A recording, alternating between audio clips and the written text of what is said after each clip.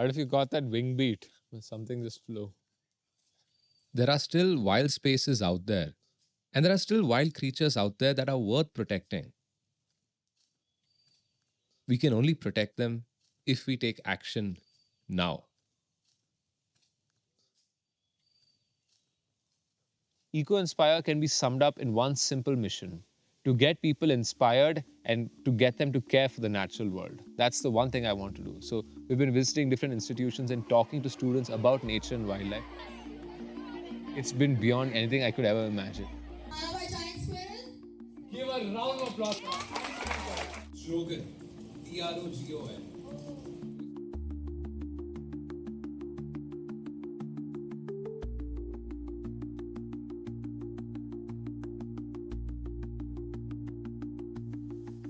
This snake is the only snake that builds a nest. The female king cobra literally uses her body to create a mound of leaves within which she lays her eggs. Initially, I had set this vague yet ambitious goal of reaching 25,000 students across India. We ended up reaching 10,000 students in just 2 months. I'll give him, yeah. If it's even a few hours old, the pomp will be at least a little faded by the surroundings. By erosion. Okay, you know, these are good instincts, I have to say. These are all good instincts, but you have not hit upon the nail. When you talk about nature and wildlife, it's easy to get carried away in the stories. But it is a fact that over the last 50 years, we have lost over 70% of all our wildlife. We have lost it to poaching, we've lost it to plastic pollution, and any number of reasons. Animals choking on plastics. I took this here in Bangalore, in Bannerghatta Road. We have lost wildlife because of wild spaces getting reduced by agriculture taking over forests. And then we have things like this. In this image, there are at least 10 tigers that have been killed. Why? Because someone believes wearing a tiger skin symbolizes power and status. Students from Bangalore to Hyderabad to Chennai to Trivandrum to Kozhikode to Chittor and all these cities and towns are so excited when we talk about these animals. You should really see the energy on their faces. It's so contagious. And I think that really speaks to the power of curiosity and the power of youth getting excited. Whenever something walks past the camera trap, it triggers the motion sensor. Spot the animal in this frame.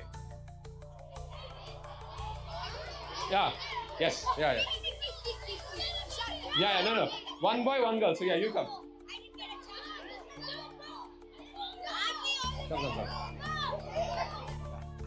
Yeah. Yes! Good job! I mean, you should see their burning thirst for knowledge and just the intense enthusiasm with which they want to learn more. Every year, I had to make this road trip from Bangalore to Kerala. And that would take me through Bandipur to go to Kozhikode. But I would look forward to that drive where I would sort of look outside the window and try and spot every animal that I could. It's a forest much like this only. Paradise flycatcher. Oh, that was nice. Female paradise flycatcher, yeah. I would just wonder about how many animals were just out there hidden from my sight.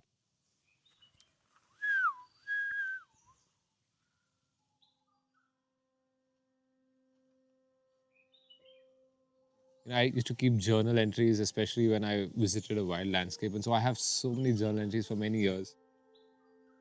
I guess in many ways, the book was always in the making.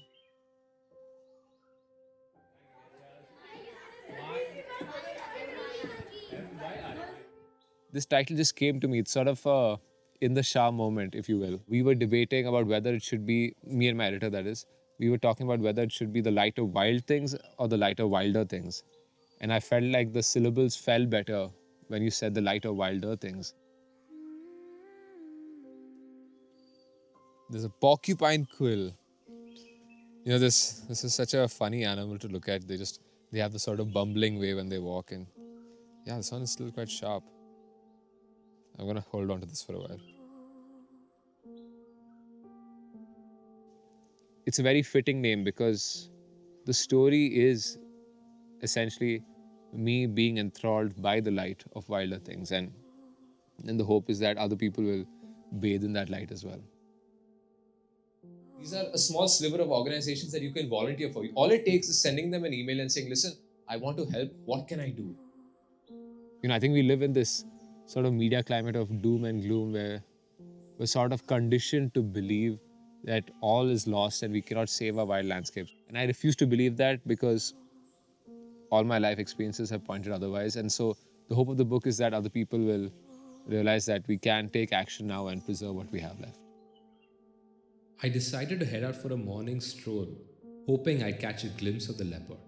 I knew the chances of spotting the cat was slim, yet I kept an eye out for the predator. But then, something was off. My neck tingled with fear.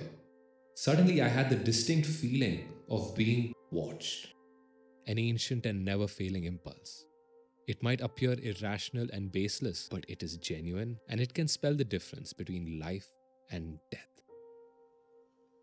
It's wise to save whatever we have, preserve whatever we have, but we are already in debt. So we are losing fast the nature. He was in our school also, Sri Sarda Devi Vidya Kendra in Chignali. The kids were very, very, very excited to listen to the stories.